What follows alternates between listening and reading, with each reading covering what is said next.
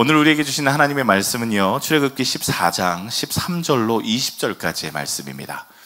출애굽기 4장 13절로 20절까지 말씀이고, 오늘은 특별히 요 PPT 외에는 준비가 안 돼 있으니까요, 성경을 펴보셔야 되는 경우가 많을 겁니다. 성경 뒤에 준비되어 있으니 지금 왔다 갔다 성경 가지러 가셔도 좋습니다. 함께 우리 한 절씩 봉독해 읽겠습니다. 모세가 백성에게 이르되 너희는 두려워하지 말고 가만히 서서 여호와께서 오늘 너희를 위하여 행하시는 구원을 보라. 너희가 오늘 본 애굽 사람을 영원히 다시 보지 아니하리라.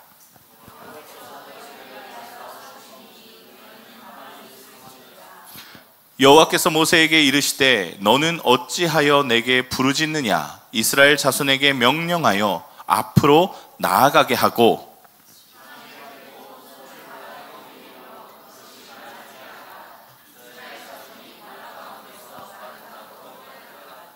내가 애굽 사람들의 마음을 완악하게 할 것인즉 그들이 그 뒤를 따라 들어갈 것이라. 내가 바로와 그의 모든 군대와 그의 병거와 마병으로 말미암아 영광을 얻으리니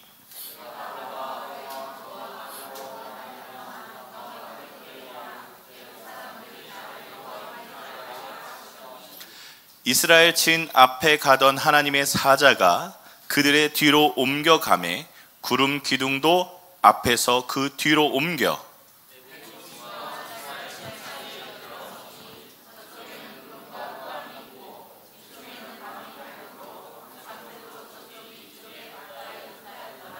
아멘. 1주년이 지나 2주년 때는 지금 보니까 참 많은 일이 있었던 것 같습니다. 특별히 힘있게 선교하려고 하는 귀한 한 해이기도 했고, 또 교회를 이전하기도 했고, 또 비전 선포식을 통해서 우리가 어떻게 나아가야 될지를 고민하는, 참 어찌 보면 성장통을 경험하는 2주년이 아니었을까라는 생각을 해봅니다. 한국에 방문하고 왔습니다. 3주 동안 한국에 방문했고요. 한국의 추위도 좀 맞아봤습니다. 한국의 추위가 얼마나 그립던지 공항 나가자마자 엄청나게 추웠는데 반팔 입고 뛰어다녔습니다. 사람들이 아마 미친놈이라고 봤을 거예요. 그런데도 좋았습니다. 그런데 이건 이제 우스갯소리로 해드리는 말씀이고요. 정말 감사한 것은 제가 선교를 오기 전과 선교사로서 한국을 바라보는 시각이 많이 바뀌었다라고 느껴지는 것에 참 감사했습니다. 한국에서 그냥 한인들에게, 한국 사람들에게 목회를 하고 부목사로 있을 때는 어떤 설교를 참 많이 했느냐, 한국은 기독교가 많이 약해졌고 복음을 잃어버렸고 한국이 통탄하며 하나님 앞에 나아가야 한다라는 설교를 참 많이 했었습니다.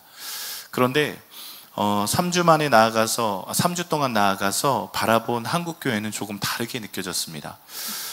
일단 선교훈련원에 들어갔는데 선교훈련 원장님이 그렇게 말씀하시더군요. 이번에 선교훈련을 마치고 파송을 받는 내 가정이 벌써 후원이 끝났답니다. 이게 뭘 의미하느냐, 지금 선교훈련 끝난 지 3개월이 채 안 됐거든요. 보통은 6개월이나 9개월, 많으면 2년까지 후원을 요청하러 다녀요. 후원해 주십시오. 선교 나가려고 합니다. 그런데 3개월이 안 돼서 후원이 끝났대요. 그 말은 뭐냐? 한국교회가 코로나로 몸살을 앓고 힘들고 힘들어도 선교하는 일에는 더 힘을 내고 있다라는 것을 체감하는 그런 시간이었습니다. 한국교회는요, 저력이 있습니다. 한국교회는요, 아직 뜨겁고요. 한국교회는요, 하나님이 역사하시는 큰 교회라는 것을 새삼 깨닫고 온 3주였습니다. 한국 가서는요, 3년 동안 있었던 일을 보고 드렸는데요, 지금은 3주 동안 있었던 일을 보고를 드렸습니다. 말씀 볼까 합니다. 오늘 우리가 함께 읽은 말씀은요, 이스라엘 사람들이 애굽에서, 그러니까 애굽이라고 불리는 이집트였죠. 자, 이집트에서 400년 동안 종살이를 합니다.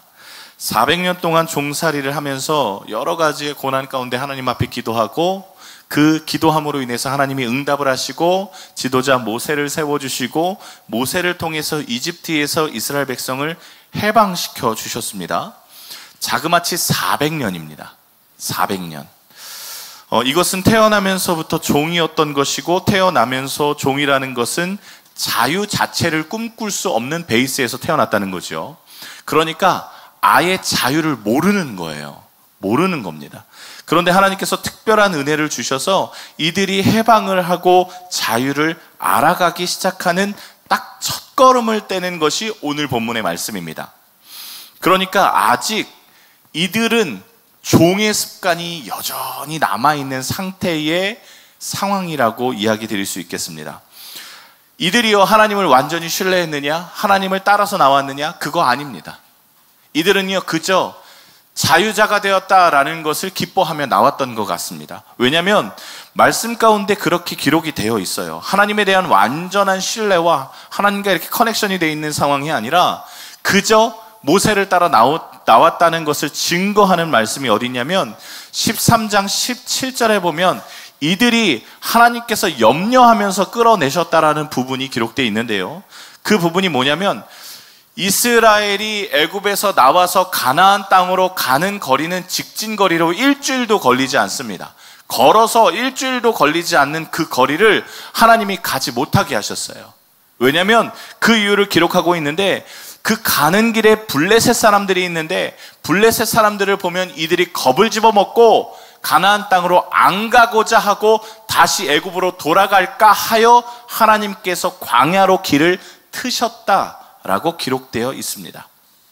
이 말뜻만 보더라도 이들이 두 마음을 품고 있다는 것을 볼 수 있습니다. 따라가는 건 좋은데 따라가면서 어려움을 당하면 언제든지 마음을 틀겠다라는 거죠. 선교 나가는 건 좋은데 선교 가운데 어려움이 있으면 언제든지 다시 한국으로 돌아가겠다, 그런 겁니다. 하나님은요, 이들의 믿음 없음에 하나님이 이끄시기 위해서 강력한 증거를 보여주세요. 그게 뭐였냐면 구름 기둥과 불 기둥이었습니다. 출애굽기 13장 21절과 22절의 말씀에 보면 하나님께서요, 그들에게 특별한 은혜를 주셔서 여호와께서 그들 앞에서 가시며 낮에는 구름 기둥으로 그들의 길을 인도하시고 밤에는 불 기둥으로 그들에게 비추사 낮이나 밤이나 진행하게 하셨습니다. 자, 이들은요 항상 보는 거예요. 낮에는 구름 기둥, 밤에는 불 기둥이 백성 앞에서 떠나지 아니하니라 한 번도 떠나지 않았다라고 기록하고 있어요. 이들이 어디를 가든지 하나님께서 먼저 앞서가셔서 구름 기둥과 불 기둥이 지나가면 따라가는 거고, 거기에 멈춰서면 그 자리에서 기경을 하는 겁니다. 멈춰서는 겁니다. 자, 그래서 이스라엘 백성은요 사실 믿음이 없어도 믿음의 길을 갈 수 있었던 겁니다. 이게 중요한 거예요. 믿음이 없는데 믿음의 길을 갈 수 있는 겁니다. 이스라엘은요 어디로 가며 뭘 해야 될지 고민할 필요가 없었습니다. 왜냐하면 하나님께서 이끄시는 대로만 가면 되니까. 그저 구름 기둥과 불 기둥이 멀찌감치 보이고 막 움직이면 또 따라가면 돼요. 텐트를 걷어서 그냥 따라가면 됩니다. 구름 기둥과 불 기둥으로 인해서요 이스라엘은요 환경적인 불편함은 있었지만 어디로 가야 하는지 고민하는 불안함은 없었습니다.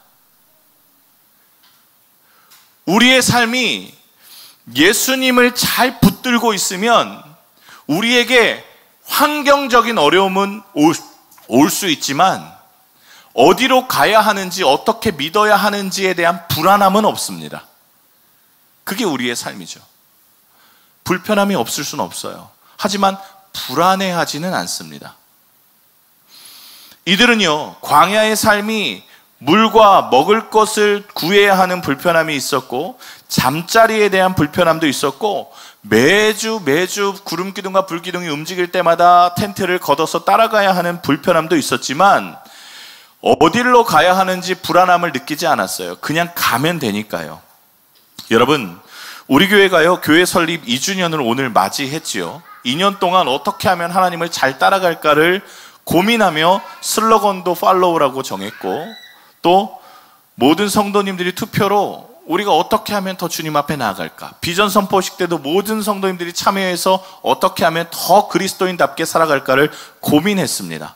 그리고 그렇게 선포한 내용을 어떤 예배 공동체가 되기 위해서 어떻게 하면 살아갈까를 최선을 다해서 고민하며 지금 따라가고 있지요. 그런데 따라갈 것이 있는데 그 따라갈 것이 우리를 불편하게 하기는 합니다. 하지만 우리가 불안해할 수는 없어요.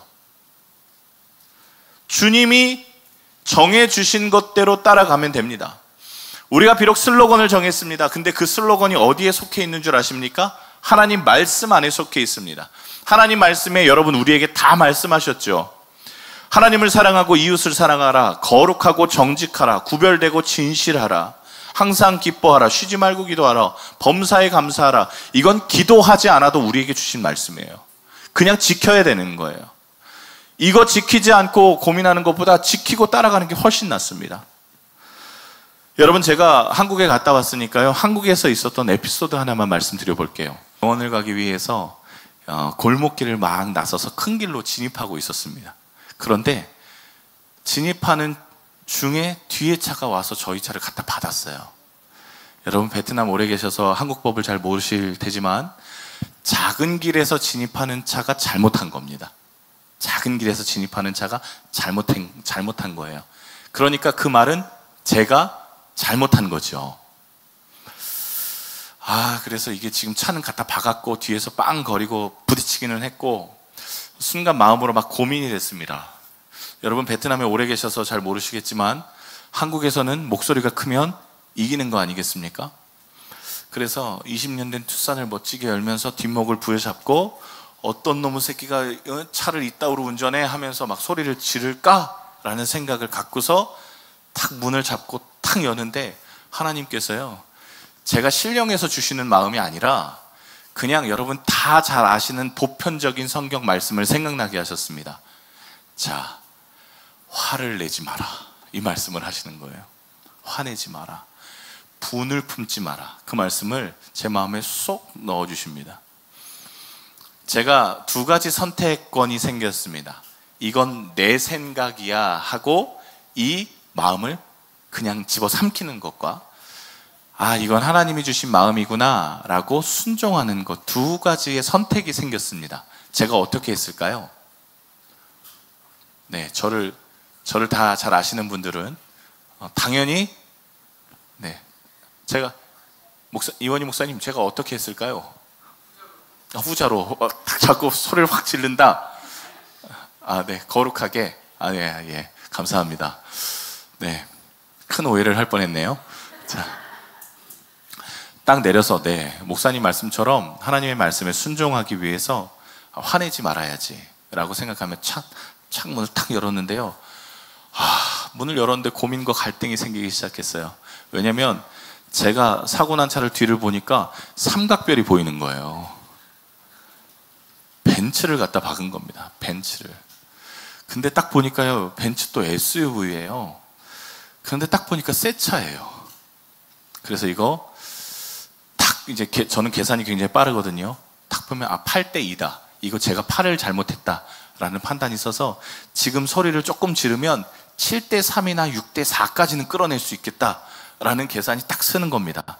그래서 안 되겠다. 작전 변경. 소리 질러야 되겠다 라고 하는데 하나님이 또 그러시는 거예요. 윤상철, 너 화내지 마. 그래서 이거 큰일 났다. 이거 선교 오자마자 이거 독박 쓰게 생겼다. 그러면서 문을 열고 내려서 이 아저씨를 업어치기를 하면 분명히 업어치기를 할 수 있을 만한 호리호리한 아저씨가 내리길래 이거 소리를 지를까 말까 고민하다가 아저씨께 그렇게 이야기했어요. 어금니를 꽉 물고 아저씨 이렇게 빨리 오시면 어떡해요? 라고 말씀을 드렸습니다. 그러니까 이 아저씨가 저보고 클락션을 엄청나게 누르고 왔는데 당신이 천천히 나온 건 내가 알아. 근데 내가 그렇게 클락션을 누르고 왔는데 당신이 그렇게 나오면 어떡해? 안 나와야지. 그러면서 이제 저한테 막 뭐라고 하시더라고요. 그래서 승질로는 이걸 그냥 뒤집어 엎어버려? 라고 하다가 하나님께 끝까지 순종하자라는 마음으로 그 아저씨에게 웃으며 이야기하기 시작했습니다. 아이고, 아저씨 그러셨군요. 죄송합니다. 제가 사실 잘 못 들었어요. 그런데 아저씨, 아유, 제가 보니까 이 차가 새 차네요. 비싼 차 같은데 아저씨 괜찮으세요? 어디 가시는 길이세요? 출근하시는 길이세요? 막 묻기 시작했습니다. 그러니까 생각지도 않은 질문에 아저씨가 적지 않게 당황하시면서 출근하는 건 아니고 어디 잠깐 가는 길이었는데요. 차는 새 차가 맞고요. 그렇군요. 그러면서 아저씨랑 한참 이야기를 했습니다. 한 20분 동안 보험회사가 올 동안 교제를 한 거죠. 계속 신방을 했습니다. 그러면서 나중에 통성명까지 하는 그런 기적과 같은 일을 벌였는데요. 아저씨의 성함을 여쭤보니까 알고 보니까 윤 씨예요. 제가 윤 씨거든요. 그래서 제가 이야, 이 아저씨 윤 씨시거든요. 저 윤 씨예요. 그러면서 막 형제를 막 나누면서 그러면서 나중에 아저씨가 그렇게 이야기하시더군요. 제가 볼 때 사고가 그 차가 많이 났거든요. 제 차는 흔적도 어차피 스크래치 난 차고, 근데 그 아저씨 차는 이렇게 많이 흔적이 났습니다. 근데 그 아저씨의 눈을 하나님이 가리신 건지 아저씨가 저에게 이렇게 이야기했어요. 이거 그냥 얼마 끊기지도 않았는데 그냥 가세요. 저보고 그러시는 거예요. 그래서 보험회사 아저씨가 무슨 소리 하시는 거냐고, 큰일 난다고. 그러시면 큰일 나요. 보험회사 제대로 처리하십시오. 나중에 이 아저씨가 무슨 소리 할 줄 어떻게 알고 그러냐고 저보고 막 그래요. 그래서 그러면 사장님, 보험회사에 이렇게 접수해 놓을게요. 몸이 아프시거나 차를 고치셔야 되면 말씀하십시오. 그러면 언제든지 가능합니다. 그리고 제가 봐도 이거는 분명히 그냥 고쳐지지 않을 것 같았거든요. 그 일이 있은 후 다음 주에 염려함으로 계속 있었는데, 그 다음 주에 보험회사에서 연락이 왔습니다. 그 상대편 운전자가 그냥 자기 돈으로 자기 차를 고치겠다 그런다고. 그래서 저는 제 돈으로 알아서 고치면 된대요.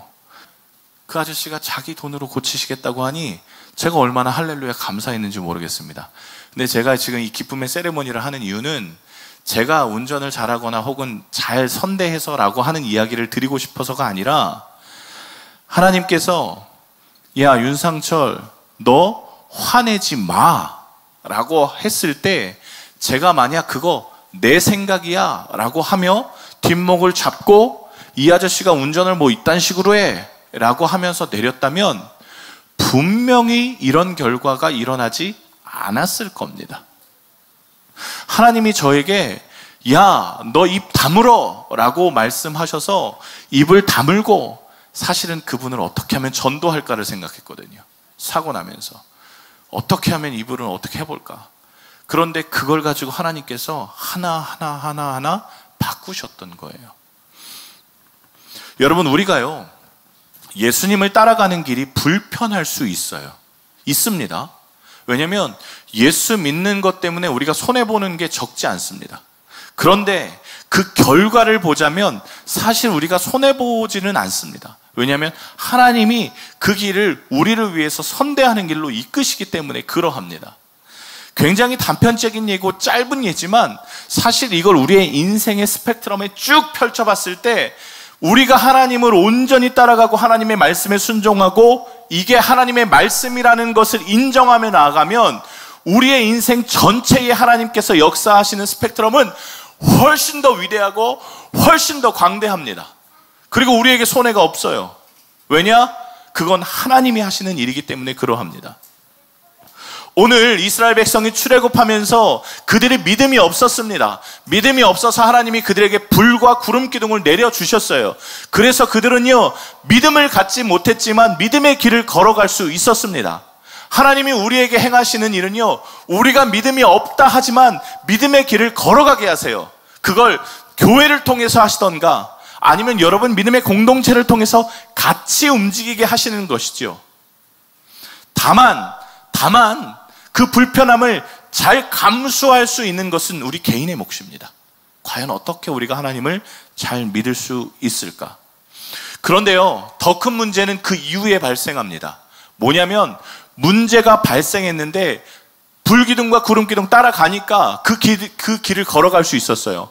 하지만 구름기둥과 불기둥이 또 한 번 문제를 만났을 때 무효화되는 사건이 나타납니다. 여러분 한번 보십시오. 이집트에서 막 나왔습니다. 아직 홍해를 못 건넜습니다. 홍해를 건너려고 딱 섰는데 뒤에서 이집트 군대가 막 따라와요. 그 당시에 최강의 군대였거든요. 따라오면 뭡니까? 이 자리에서 다 죽게 생긴 겁니다. 이스라엘 백성이요, 돌아가야 된다는 생각을 합니다. 실제로 모세에게 그렇게 고백하지 않습니까? 매장지가 없어서 우리를 끌어냈습니까? 그러면서 모세에게 반항을 하기 시작합니다. 이 모습이 우리와 똑같아요. 불편한 길을 걸어가다가도 하나님의 그 은혜를 만나면 감사하지만 더 큰 문제를 경험하면 또 불평합니다. 믿음이 없는 것이지요. 믿음 없는 이스라엘이 여러분 오죽했겠습니까? 하나님은 보이지 않고 눈에 보이는 구름 기둥과 불 기둥도 다 안 보이는 것 같고 애국 군대가 더 크게 보였습니다. 그런데 이때 청천벽력 같은 일이 일어납니다. 그게 뭐냐면 이때 구름 기둥이 사라져요. 자신이 따라가고자 하는 구름 기둥이 사라집니다. 그리고 어떻게 됩니까? 구름 기둥이 리턴을 해서 애국 군대 쪽으로 가버립니다. 이걸 본 이스라엘 백성이 어떻게 생각했을까요? 애국 군대가 따라오는데 애국 군대 쪽으로 구름 기둥이 갔고 우리는 저 구름 기둥과 불 기둥을 따라가야 되는 사람이니까 싸우라는 건가? 죽으라는 건가? 이런 생각을 하게 됐을 겁니다. 그리고 앞서가는 선두의 입장에서는 여러분 광야는요, 우리 베트남처럼 평야가 아니에요. 다 골짜기입니다. 앞에 가는 사람은 구름 기둥 따라가다가 구름 기둥이 사라지고 뒤로 가버리니까 어디 갔어? 하고 당황했을 거예요. 안 보였을 겁니다, 구름 기둥이. 그러니까 막 지금 시장통이 되어 있는 상황이죠. 점점 문제가 커 보이는 상황, 하나님을 따라가다가 하나님이 사라져버린 것 같은 그런 상황, 여러분 우리도 만나보지 않았습니까? 우리도 경험해 봤을 거예요. 문제가 생겨서 하나님께 간구하면 하나님께서 짠 하고 나타나셔서 상철아, 내가 너의 문제를 안다, 내가 너를 해결해 줄게, 그렇게 말씀하시는 게 아니라 입을 쭉 닫아버리시는 하나님, 여러분 다 경험해 보셨을 겁니다. 이때 사실 우리는 마음을 더 흔들리게 되고 믿음 없음이 더 드러나게 되지요. 그런데 여러분 이때 하나님이 뭐 하시는 줄 아십니까? 이때 하나님이 뭐 하셨을까요? 이스라엘 백성을 떠나 도망가셨을까요? 그렇지 않으셨다는 겁니다. 오늘 19절 20절 말씀에 보면 하나님께서 앞서 가시다가 뒤로 옮겨가신 이유를 기록하는데, 여러분 19절 20절 말씀 우리 함께 읽어봤으면 좋겠습니다. 같이 읽습니다. 이스라엘 진 앞에 가던 하나님의 사자가 그들을 뒤로 옮겨가매 구름 기둥도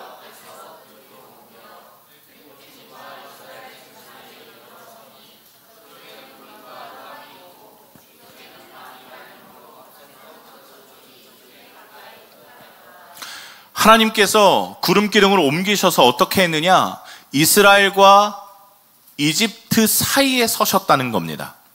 그리고 말씀 잘 읽어보시면요, 이스라엘 쪽에서 바라본 구름 기둥은 밝은 구름 기둥이고요, 애굽 군대가 바라본 구름 기둥은 어두운 구름 기둥입니다. 서로 다르게 보고 있어요.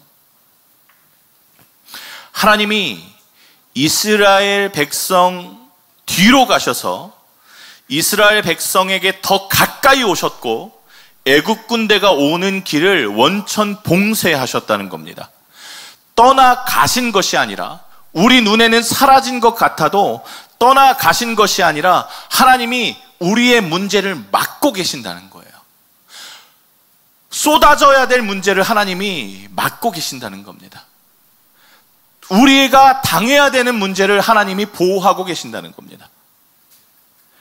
애굽 군대를 막고 서 계시는 것뿐만이 아니라 하나님은 이스라엘 백성에게는 어두운 밤 가운데 여전히 밝혀주셔서 이스라엘 백성이 혼란스러웠고 좌절고 그리고 구름 기둥과 불 기둥이 안 보이는 것 같은 순간에도 그들을 여전히 비춰주고 계셨다는 것이 중요합니다. 여러분, 우리가 혼란스럽죠. 우리가 어려움을 당하면 좌절할 수밖에 없어요. 그런데 하나님은요, 그 문제를 막아서시는 것뿐만이 아니라 우리를 여전히 보호하고 계시는 하나님이시라는 겁니다. 구름 기둥으로 앞서가신 하나님은요, 여러분 그 여리고성 우리가 그 무너졌을 때 몇 킬로 덮개랑 떨어져 있는 줄 아십니까? 우리가 그냥 지금의 킬로로 추산하면 2킬로를 떨어져 걸어야 돼요. 2킬로. 저는 구름 기둥과 불 기둥도 마찬가지라고 봐요. 왜냐하면 이게 결국에 하나님의 임재이기 때문에 가까이 갈 수 없었습니다. 2km, 여러분 2km 그거 얼마나 멉니까? 그걸 떨어져서 걸어야 합니다. 그런데 오늘 말씀해 보면 하나님께서 이스라엘 백성 안으로 들어오시는 사건이에요. 더 가까이 오십니다. 임재가 사라진 게 아니라 문제가 일어났는데 더 가까이 오세요. 그리고 그 문제를 정리하셨죠. 여러분, 이스라엘 백성은요, 구름 기둥이 사라짐에 따라서 마음이 흔들렸을 겁니다. 이것은요, 믿음이 없어서 일어나는 마음의 흔들림이기도 하지만 사실 믿음 있는 사람도 당하는 혼란스러움입니다. 하나님이 함께 계셨다가 안 계시는 것 같으면 어떻게 될까요? 다윗이요, 하나님이 입을 다무신다라고 표현하면서 이렇게 표현하더군요. 나를 지옥 구덩이에 넣어달라고. 그 정도로 힘들어합니다. 그러니까 믿음이 있던 어떤 하나님을 경험한 사람은 하나님이 함께하지 않으면 그 불안함을 감출 수가 없는 겁니다. 그러나 한 가지 더, 우리가요, 하나님의 관계가 더 단단해져야 하는 이유가 됩니다. 왜냐하면 하나님이 보호하지 않아도 하나님이 우리를 이끄시는구나, 하나님이 구름 기둥이 뒤로 가도 하나님이 우리를 비추시는구나, 이 사건을 통해 이스라엘 백성이 알았을 거예요. 아, 하나님이 사라지시는 게 아니구나. 여러분, 더 놀라운 것은요, 이제 구름 기둥이 진짜 사라집니다. 하나님께서요, 모세에게 말씀하십니다. 자, 지금부터 저 홍해를 건너야 된다. 그리고 구름 기둥으로 애굽 군대를 막아 서셨지만 사실 애굽 군대가 아니어도 구름 기둥은 이스라엘 백성이 따라가면 안 되는 상황이에요. 말씀 볼까요? 14장 21절 22절의 말씀에 홍해 도화 사건인데요, 그것이 기록되어 있는데 여러분 성경 있으신 분들과 함께 읽어보겠습니다. 모세가 바다 위로 손을 내밀매 여호와께서 큰 동풍이 밤새도록 바닷물을 물러가게 하시니 물이 갈라져 바다가 마른 땅이 된지라. 이스라엘 자손이 바다 가운데를 육지로 걸어가고 그 물, 자, 이때 하나님께서 이스라엘 백성에게 말씀하십니다. 자, 지금 저 홍해를 건너가라 말씀하세요. 그런데 여러분 15절의 말씀에 보면 모세에게 뭐라고 말씀하시냐면요, 여러분 15절 한번 보시겠어요? 여호와께서 모세에게 이르시되 너는 어찌하여 내게 부르짖느냐? 이스라엘 자손에게 명령하여 앞으로 나아가게 하고. 이게 무슨 의미냐면 하나님께서 모세를 꾸짖으시는 게 아니라요, 내가 너에게 이미 얘기했어 라는 부분입니다. 하나님이요, 지금 저 홍해를 건널 이야기를 이미 모세에게 이야기하셨다는 거예요. 구름 기둥이 나가지 않았는데, 구름 기둥이 먼저 가지 않아도 야, 내가 이야기했잖아, 건너 라고 말씀하십니다. 이미 갈라졌고 가면 된다 라고 말씀하고 계세요. 한마디로요, 구름 기둥이 없어도 하나님의 말씀을 따라 갈 수 있음을 하나님께서 보고 계세요. 내가 이미 얘기했잖아, 말씀대로 따라가, 내가 너와 약속했잖아, 너는 가면 돼. 그 이야기를 하나님께서 말씀해 주신 거예요. 하나님이 구름 기둥과 불 기둥을 치워버리세요. 말씀 따라가라, 보이지 않아도 따라가라 말씀하고 계시는 거죠. 말씀 정리하겠습니다. 여러분, 주님을 따르는 공동체, 예수님을 따라가는 공동체, 이 이야기는요, 두려움이 없는 공동체라는 얘기가 아닙니다. 혼란스러움이 없고 문제가 없는 공동체라는 얘기가 아니에요. 그러나 두려움과 문제가 있어도 주님이 나와 동행하신다는 것을 믿고 따라감으로 하나님의 놀라우신 은혜를 경험하는 공동체가 예수님을 따라가는 공동체죠. 보이지 않는 말씀, 약속하신 하나님의 말씀을 믿고 따라가는 것뿐만 아니라 또 하나님이 허락하여 주신 구름 기둥과 불 기둥처럼 우리의 공동체를 믿고 따라가는 것 역시나 중요합니다. 그러나 결정적으로 가장 중요한 것은 우리가 도약할 때 믿음의 발걸음을 믿음으로 내딛어야 된다는 겁니다. 믿음이 없는 사람이 구름 기둥과 불 기둥을 보고 나아가는 것 조차도 믿음이 필요했던 행동이었을 것이고, 안 보여도 말씀 따라서 내딛는 믿음의 프로세서가 시작이 되어야 한다는 거예요. 여러분, 그렇게 따라갈 때 하나님께서 우리에게 보이는 문제보다 더 큰 하나님이며 하나님께서 우리를 잘 이끌고 가시는 분임을 인정하게 되는 겁니다.